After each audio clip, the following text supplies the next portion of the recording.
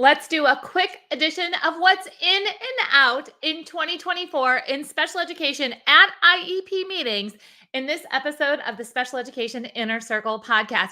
I'm your host, Katherine Witcher, and I cannot wait to give you these three things that are in and out in your IEP meetings for this upcoming year. Are you ready?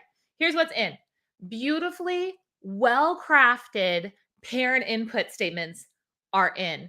Absolutely. We need to know what parents are dreaming of when it comes to all of the areas of special education, when it comes to social, emotional, communication, academics, all of these things.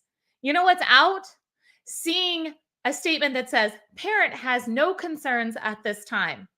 I've been in the disability community pretty much my entire life, and I've never met a parent who has a child with an IEP who doesn't have any concerns whatsoever. I also don't want to see that section used as a dumping ground for complaints. It's not a place for complaints. Every IEP has a section for parents to give their input. A lot of times it is called parent educational concerns, but it is completely possible to make this a wonderful area that covers so many different aspects of a child's life from a parent's perspective. And when you combine that with teacher expertise and you put it together, you can have an IEP that reaches a whole new level. All right, next one. You know what's in? Drafts of IEPs being given to parents and shared amongst staff before the IEP meeting. You know what's out? Surprises at the IEP meeting and spending time reading word for word reports. Let's cut it out. Let's stop wasting the time. We're all capable of looking at this report and looking at the intro, looking at the summary, and then collaborating and coming up with a great plan. IEP meetings should be more of a think tank of ideas, not a bunch of surprises and new reports and reading things verbatim. So let's go ahead and share this information ahead of time and have great conversations and ask questions before we all get into the room and make some final plans of what's going to happen next. You know what else is in?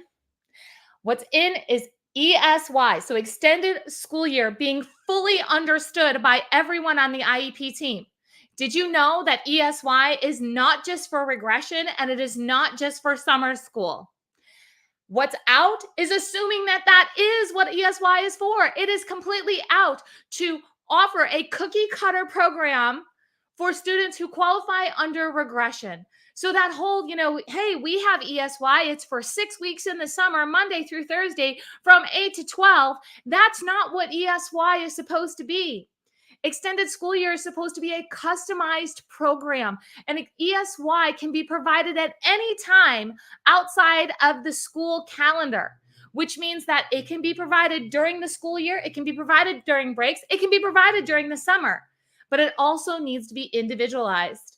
If you are thinking, yes, I want all of these things, I want to know how to craft this parent input statement, or you're a teacher and you want to know how to get this information from parents and get it inputted into the IEP in a way that makes your job easier. And then if you want to know how do you get draft IEPs shared, what should you be including in your conversations before the IEP meeting?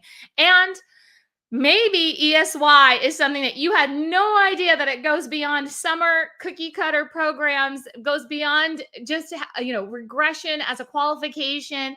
It's time for you to become a Master IEP coach. You can become a Master IEP coach for yourself. You can say, I want all the things Master IEP coach to use at your own IEP table. And this is for parents and teachers. It's for anyone who sits at an IEP table. We have parents, teachers, admins, therapists who have sat at an IEP table and they say, I want to become a Master IEP coach for my own IEP table. And then we have the opportunity for you to take your Master IEP coach skills. And if you want to help others through the IEP process, which is what I've been doing for over 20 years. If you want to do what I do and you want to work from home and you want to get paid to help others through the IEP process, you can do that through the Master IEP Coach Mentorship. So this Master IEP Coach Mentorship, you take everything for yourself, or you take everything for yourself and to help others. You get to take these strategies, things that should be happening, and learn how to make them happen in our current environment, regardless of the resources that are available, regardless of the staff shortages that are happening, there are ways to make all of these things possible. It is absolutely possible to provide a free and appropriate public education to meet a child's unique needs and prepare them for further education, employment, and independent living. That's in the purpose and findings of IDEA law. That's what we need to be working towards. It's possible to do it. And I can't wait to show you how inside of the Master IEP Coach Mentorship.